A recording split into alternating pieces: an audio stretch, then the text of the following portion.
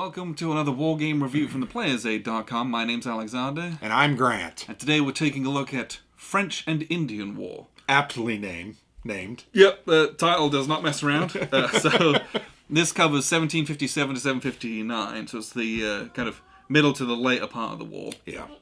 Things were kicking off back in 1754, 1755. So, French and Indian War, this is a two-player hidden block movement war game. Mm-hmm.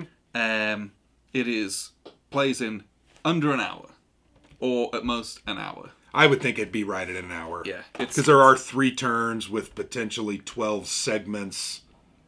Yeah, that's a lot. It's a lot. Yeah, and there's two. So 1757, at the end of the year, it's potential to have an auto victory. Same with 1758, and 1759 is the end of the game, one way or the other. So it can be shorter if someone wins auto victory, but it's not a long game by any stretch of the imagination. The board is a little long, thin, small board, it's point-to-point movement. There's forts, there's little kind of just regular towns, and you have a series of blocks, and this is hidden blocks, like we said. So I don't know what you've got there, at least beyond setup. Even after we fight each other and see them, I don't remember what you've got once you flip them back up. So. And so you're moving your pieces around, getting into little combats, trying to fight over areas. Those areas are worth victory points. If you can get 10 more victory points than the opponent, which means you've kind of swung the map your way, you're going to win the game. At the end of the game, whoever's got the most victory points wins. Yeah. So that's basically the long and short of it. It is not a complicated game in any way. And I think when you read the back of the box, it's a low complexity, plays in an hour game. They're not promoting this as a bayonets and tomahawks style campaign game that lasts hours and hours. This is a quick hitter, simple rules, 4 or 5 pages of rules. Yes. There's some optional rules, but it kind of does what it intends to do. Yes. And I think does it well. Yes, and that's I really enjoy Worthington's games for that, in that they don't pretend to be something that they're not. Yeah. What they want to be is an interesting, typically fast-playing game that's not going to take 8 hours, right? You can play those big, long games, and they're awesome, but guess what? Sometimes you don't have time for that, an hour. Or you don't have the inclination for that. Yeah. But you want to play something that's got some theme, a little bit of flavor, a nice little play out a little piece of history. Yeah. And this is exactly that. Yep. The blocks, there are 3 types of units. Well, it's 4, I guess, with the naval units. Naval units, yeah. You've got irregular units, you have regular units, and you got militia units. Between the 2 sides, those unit types function identically. So you move a block into an area. If I've got units there, we do a battle. Yeah. There's a little battle board. And that battle happens immediately. It doesn't happen where someone can bring reinforcements in. When you move in there, whoever moves in there and initiates it, bam, it's a combat. Yes. And it, a lot of block war games, they'll have little letters on them. A fires first, B fires second. Yep. Here, you just got a little chart, and it's irregulars, then regulars, then militia, and they shoot. Yep. Defender always shoots types in the same classes. First, Yep. So, and that's it. It's really simple. If you want to retreat, you've got to roll a die, and it's much more. It's a 1 in 3 that you'll take a hit instead of a 1 in 6 that you'll take a hit in combat. It is really simple, but you just said it, man. It's hard to hit on those dice. Yeah, and I think we found that the same case in 1944 Battle of the Bulge. Yes. By Dan Forney from. It was the same thing. They were hard. There was only one result, like one good result each die, and that's the way this is. Right? When you're the regulars, you're trying to roll your flags. So I was the French, I had to roll French flags. On the irregulars, you're trying to roll the tomahawks that are crossed, and militia, it's the crossed muskets. Everything else is... The other symbol is a star, which only hurts retreating units, a boat, which only hurts boats, and then the opposite flag, which does nothing to you. So it's you do a lot of missing, and that's okay, because that was thematic and indicative of this style of fighting. It wasn't like they were trained marksmen going up against each other. It was slug it out in the wilds of America, so North America. Interesting. And it was kind of bucket of dice, because you roll 1 die per pip. Yep. So if you got 2 or 3 regulars, you're rolling 8 to 12 dice, a lot of misses. But 2 or 3 regulars is a huge portion of your army, though. It is, yeah. Like, it's not like you've got 10 of those. You've drained resources from elsewhere, so you'll weak there. Yep. And then you're still going to miss a whole bunch with those. But I think, we talked about it when we were playing. What is thematic about this game and gives us the flavor of French and Indian War? I felt like that was the one thing that gave me that flavor. Yeah. Missing a lot. Yeah, combat is difficult to do decisively. Yeah. And and then the rest of the theme for me is in the map and its layout. Yeah. Right? It pushes you into the kinds of things you're expecting from French Indian Wars. Hey, we're going to fight down a couple of really important avenues, so to speak. Yep. With a couple of auxiliary forts here and there that if you can get them, it then opens up some other routes. Yeah. But yeah, it's not, you don't have 15 pages of rules on raiding and building roads and doing all this other stuff. Which that naval stuff, landings. That stuff is cool in its element where it is needed for that game. This is not that. 45-minute to an hour-long game. Yes. You don't have that stuff. The roads are built. The forts are here. They do what they do. You got to figure it out. Yeah. One of the other cool things is the winter attrition. I do think that's very thematic. Yeah, that's true. There are numbers printed on each of the forts and the outposts, and that's how many units that can support. Now, it was interesting, though, the first irregular unit in any area is free. Yeah. They're kind of living off the land. You got to remember, there's not many of them. Yeah, they're your Indians. They're your Rangers. They're made to be in the wilderness like that. So they were free, but in Carlisle, it holds 1 unit. You can't have 2 regulars there because one of them's going to take an attritional flip of the block. And that's just it. It's not that you don't have an opportunity to do your like in coin games where everyone goes home and reassigns to their forts. No. They're sticking it out. If you've got a big stack of guys in excess, a bunch of them are going to take losses. Yep. You don't have the opportunity to save them.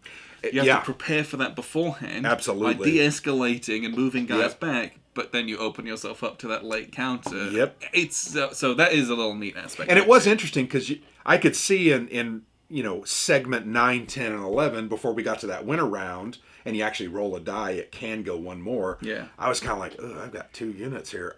I've got to spread them out. And consequently, I kind of did that.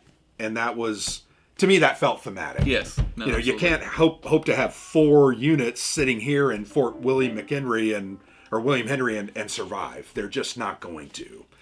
The other thing in the game, and we didn't get a lot into it, we kind of skipped over the naval elements of it only because we were fighting it out on the land. Yep. There's kind of an interesting concept in the ocean where the British cannot go after Louisburg unless they control the Atlantic. And that's fairly common in French and Indian War games. You've got to have some element of that in these games. So, at the start, you had 2 boats. I had 1. I felt like, this is going to be a... and frankly, we missed all the time anyway, every time we rolled combat. But I thought that was neat that you can't attack You can't use any of the naval routes unless you control the Atlantic. Yeah. So that actually is kind of an interesting strategy for the French, because at some point you're going to get reinforcements. You can pick any of your available units. Yep. It's hard to not pick land units because you got to that was my plan yourself. Is I've got the more boats here. I'm going to bring in 5 reinforcements in 1758. Just dump a bunch in Halifax. Yeah. Let's go over to Louisburg, try and take that. Because then from there you can spring yourself over into Quebec, and then if you can take that, sail down to Montreal, and then it starts getting over. But so that was interesting. That also I thought was a very well done element of the game to reflect the French and Indian War. Yeah, it's impressive that designers can boil a lot of that stuff down to what is at its core like a 4 or 6 page rule book. Yeah. I mean, that's 10 pages. With some optional rules and a solo mode. It's such a and to still have something that's actually playable and interesting, right? It's probably easy to make a bad game. Yeah. Making a good game. We've played some games that are bad, but playing a good game that is also a small and simple game. Some of those are some of the hardest to design because it was so easy to break something. Yeah. So easy to one number puts wrong, and now that's like imbalanced over there and doesn't work properly, or we talked about you lose too much. Yeah, we played a few acres of snow a couple of weeks ago, and that broken strategy, the Halifax Hammer, we're not really sure how it works because we haven't really read purposefully avoided it because I don't care. I don't really want, but once again, that was a design element that either made it through playtesting and existed and nobody corrected it. Or someone played it so much that they figured that it out. And good for them. Yeah, well, if you're going to win that way, I guess good on you, right? That's what you got to do. But, this game I think its strengths are its simplicity. The hidden movement is very interesting. Anytime you have hidden movement, it's always a fascinating thing because you just don't know what's happening and where units are going. Hidden blocks, I thought, were a perfect use for this. You just don't know. How many times over here was I sweating it out because I had two blocks on one pip. 2 blocks on one pip, and they weren't great units. They were irregular and militia. And you're sitting here with 5 points of militia. And I'm thinking, that's irregular. Oh, my guys are weak. I don't want to go in there, but I couldn't remember what you had. Because that was one of the first areas we fought over. That's, to me, we've always loved that about hidden block games. Yeah, it's just fun. Yes, and that's it. Those games are fun. The Fog of War is fun and surprising, and you'll do embarrassing, things that are incredibly dumb. You'll do things which are incredibly tense as you get huge stacks up against each other. Like, ugh. Yeah. Like I said, I want to just say that I held Fort Duquesne with a 1 pip Marine and a 1 pip militia. Yeah. These guys were heroes. Heroes. They're going to be given the whatever the French Medal of Honor is. Some baguette or something. Fleur de lis or something. I don't know. That's the symbol. But fascinating. That stuff happens because the other interesting thing I thought was the victory conditions are pretty interesting. You can have an auto victory if you have any one side has 10 more VP than the other. Yeah, at the end of the year. Yeah, at the end of the year. And that's going to come through a combination of units that you killed. Yes. So me as the French, I track the British units I killed, and you track the French. And then these territories have a victory point value. Yeah, and it's the addition of those two sums. If that's greater than yours, you win. You win. So that's actually the way this game ended because our battles were just so atrocious. It was roll 6 die, hit nothing. Roll 5 die, hit nothing. Are you retreating? No, I'm not. We did it again. We rolled again. It became comical. Well, and then I'd be like, "This is stupid. I'm going to retreat." And then they'd all die in retreats. And you're like, yeah. I thought the retreat rule was cool because you roll that die, and if you roll the star, it's a star or the symbol of your unit. It's your own flag, I think. Okay, your own flag. But it's a 1 in 3 that you'll kill yourself retreating, as opposed to a 1 in 6 that you'll get hitting in combat. Interesting, right? An interesting design choice. So I had fun with this. I really did. Yeah. Set up quick, played quick, had interesting concepts and rules, and the hidden movement's really pretty good. I think it creates some tension. Well, and there's rules for like free setup. They just give you a force of units. You can put them wherever you want. So that gives you replay value in it as well, if you're so inclined. But if we were to set this up and play it again, it would be just as fun and probably play quite differently because you'd attack in different places. The outcome of one battle will significantly reflect on the rest of the war. Yeah. Because if you hold that spot versus not holding it, completely changes the tactical situations, that's always fun to see. Well, and the interesting thing too is you just cannot replace your units. No, it's a long way away to get those reinforcements. You don't get a lot. It's a whole year before that happens, and they just like plonk in at your little ports, basically, and you're like, then you got to move them all over the place. Yeah. So keeping those units alive, I think is very important. I also really like the fire priority because you're sitting there going, okay, I just took a hit. My regular is my most powerful unit, but he has 4 steps.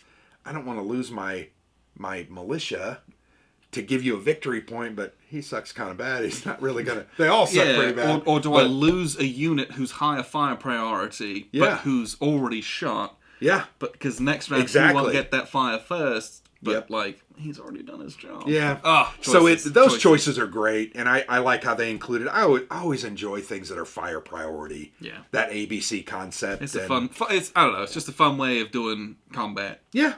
Yeah. And then it gives your units a sense of purpose more than just their pips. Yeah. Because their priority can be important. Absolutely. Well, when you roll that, when you're rolling a couple of regular units, 4 dice, and you just happen to roll a couple tomahawks, it makes a huge very difference. Impactful. Huge difference. Because now you're not rolling 2 dice that you would have rolled. That's big. Yeah. That's big. What I'll do is I'll show you the map and how this works, and then we'll wrap up with some final thoughts. So here's a look at the map, and as you see, this is a little long, thin map. It's not particularly large. Basically, it's a 17. It's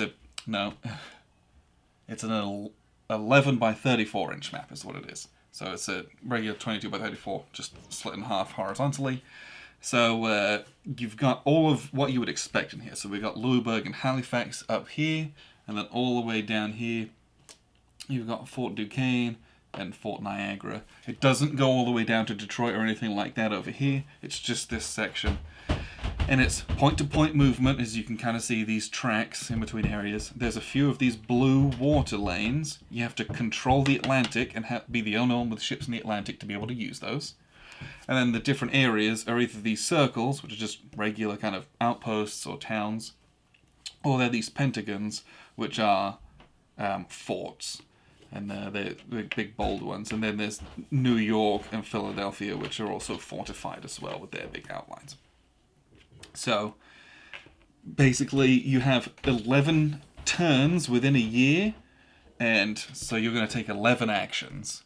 And what you do is, for each turn, I roll a die, I roll a 6, the French player rolls a 3, I had the higher number, I have initiative, I get to choose which one of us takes the first of our turns. So let's say I want to go first. I would move and do an attack, and then we would resolve that. Once that's completely resolved, then the French player is going to do a move, or they're going to move and attack. We're going to resolve that. Then it goes, before I knock everything over, then it goes to turn 2, and we roll again.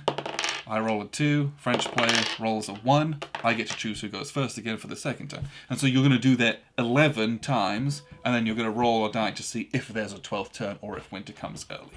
You're going to do that, that's a whole year. Then, so there's 3 potential years if someone doesn't win an auto victory. So that's the game. It is not a complicated game.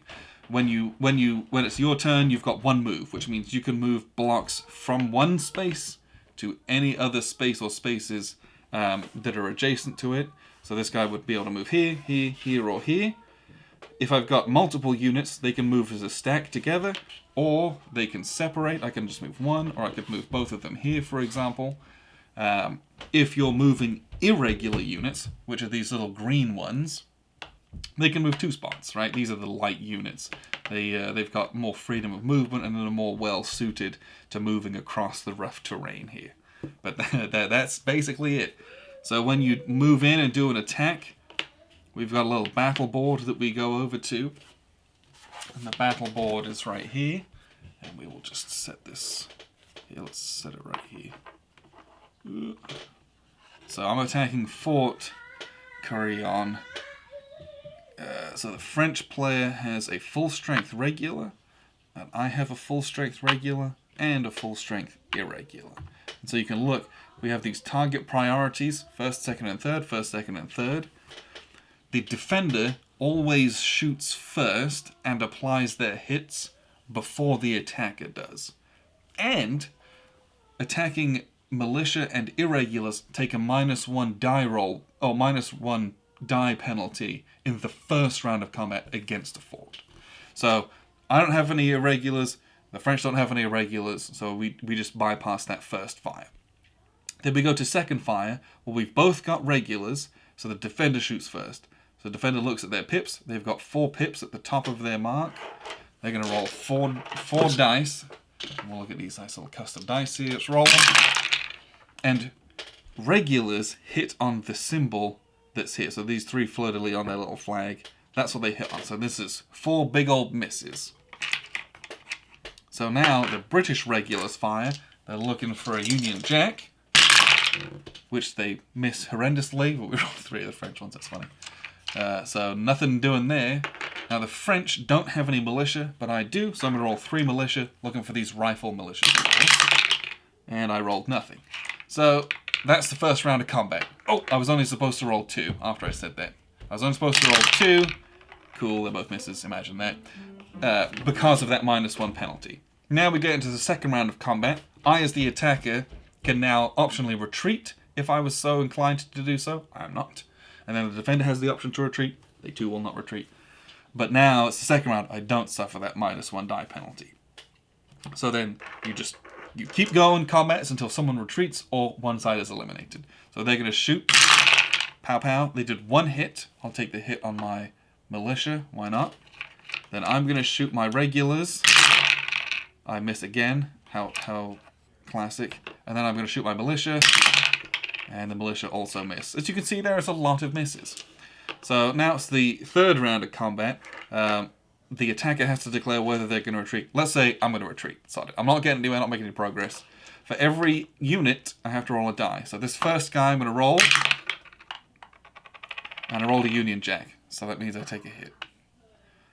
You take a hit on your symbol or on the star. So there's 2 chances you're going to take a hit. Then my militia are going to have to roll.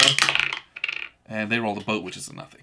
So then I basically go back to where I came from, back to Fort William Henry, and these guys go back to Fort Carolina. So that's combat. You either keep going and the attrition is awful and very painful because replacing units is impossible.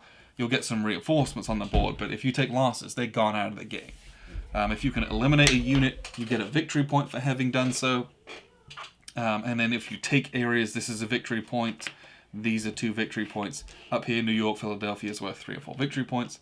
Montreal's worth 3. Louisburg, which opens up Quebec, that's a ton of points there as well. So you're fighting in historical areas as well. It's a lot of the flavor, but that's the game. You're moving one set of units and doing a fight if there's a fight to be had. They're going to move one set of units if there's a fight to be had. Then we go to the next round. You roll for that initiative. You roll for initiative every time. So that way, there's a potential that you can make a move and then follow it up with something. It's rare, but you can do it. So you get this little back and forth for 11 turns, and then you get into winter, and you're going to suffer attrition based on the value. So Fort William Henry has a 1 value printed on it. It can support 1 unit. For every unit in excess, that unit has to take 1 strength point hit. So I go from a 2 down to a 1. That's not good. If, for example, I was in Fort St. Frederick, this can only support 1 unit. Because it's a blue enemy-controlled home space, I would take 2 strength point losses instead of 1 for each unit in excess of 1. Very painful. The irregulars, you can stack 1 for free in an area. So, that's another part of their strength. You just kind of carry them along, and they can kind of stack for free anywhere, and they're not going to take that winter attrition if it gets to it. So there's no supply or anything like that. You're eating off the land and eating everyone's food who's there.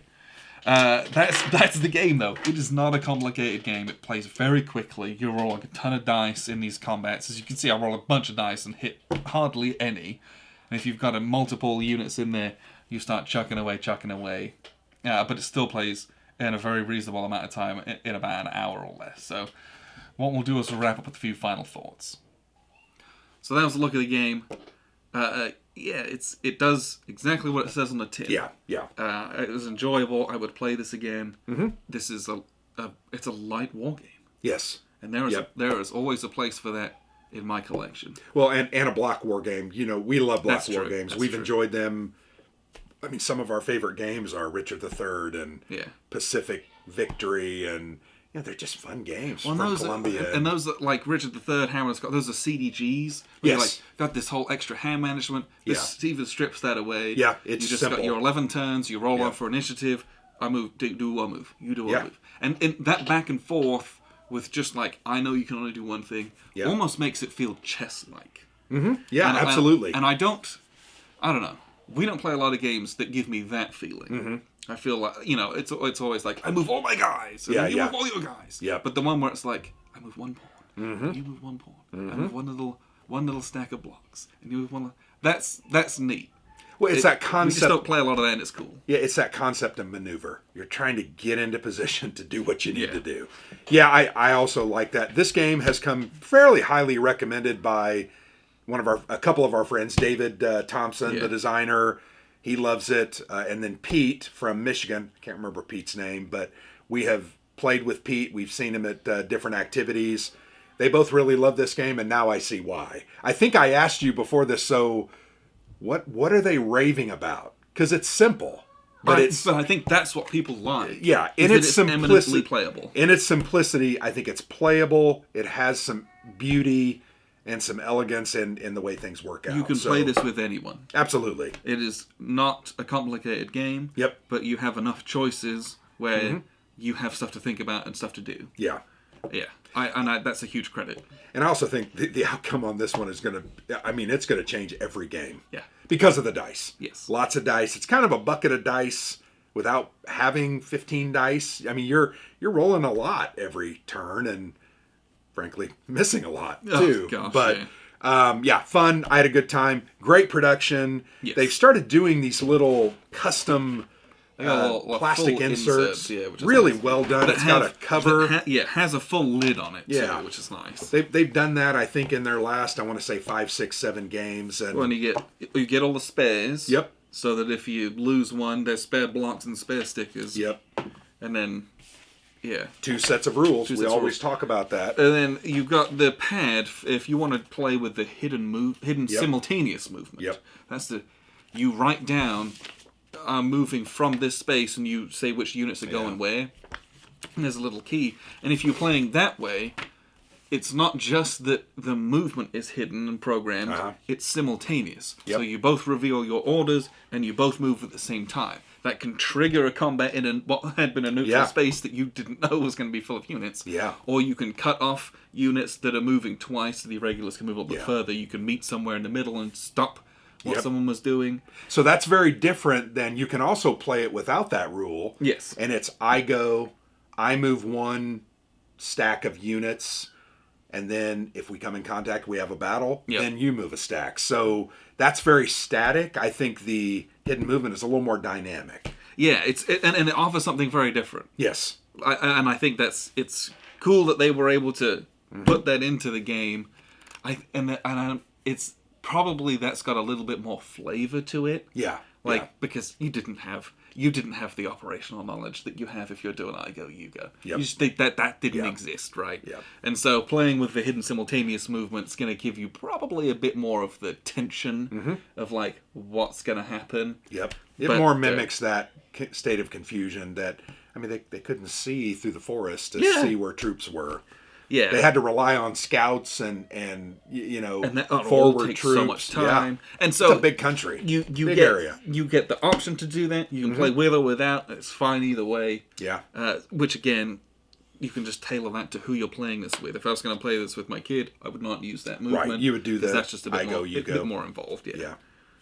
But I don't know. French and Indian War from Worthington. I had a good time with this, and I would play it again immediately. Well, you sank my battleship numerous times without actually having a naval I rolled combat. so many naval symbols, having never fought a battle against a boat. I think you rolled 35 boats. So dumb. So I should have counted because that was just hilarious. But it's easier for me to want to play these little these shorter games again. Yeah. Because I know it's not going to be some slog that I have to spend 4 or 5 hours doing. Yeah. I can bring this out in any game session. We're going to play some big war game, and then I can play this. Yeah, and we did. We played a longer 3-hour game earlier today, and then we brought this out because we wanted a quick hitter. And if it's quick and it's good, it is really easy for it to get pulled off the shelf and played.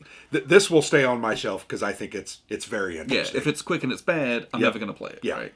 If it's long and it's good, I'm going to play it. If it's short and it's good, I'm definitely going to get this played, right? Yep. It has 2 really great criteria to get itself onto the table regularly. Yep, I would agree with that. And it's just fun. Yeah, it's just chuck some dice, move some blocks around, make idiot mistakes, and it's 45 minutes. Yeah, right. Yeah, and you just set it back up and you do it again. Yeah, Yeah. Boy, my strategy really didn't work. Well, just try a different strategy. Yeah, guess what?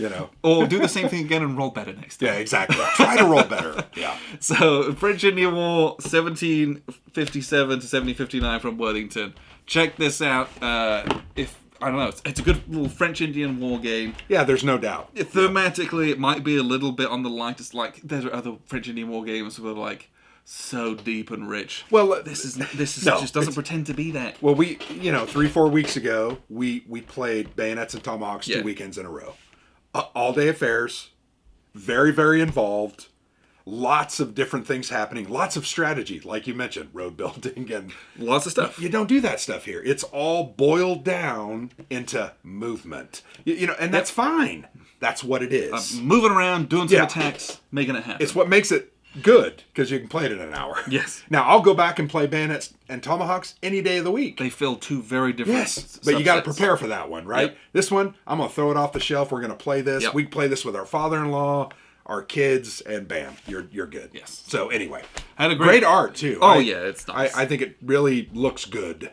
Yes. Their production's off the charts. They're doing a good job. The stickers were good, blocks were good. Yep. I like everything. They got little custom dice with their little. The only comment I would have is I would have used square dice on those, because those symbols kind of end up wrapping around the edges. Just the little French ones have a little bit of wraparound on it, but that's it. And I think had they used nice squared off dice, we wouldn't have had that problem. It would have looked a little bit. Yeah. But like, I got custom dice in the game, right? Yeah, that's always a good thing. It's nice. Yeah. So yeah, appreciate you guys tuning in. French Indian War from Worthington. I've been Alexander from theplayersaid.com. And I'm Grant.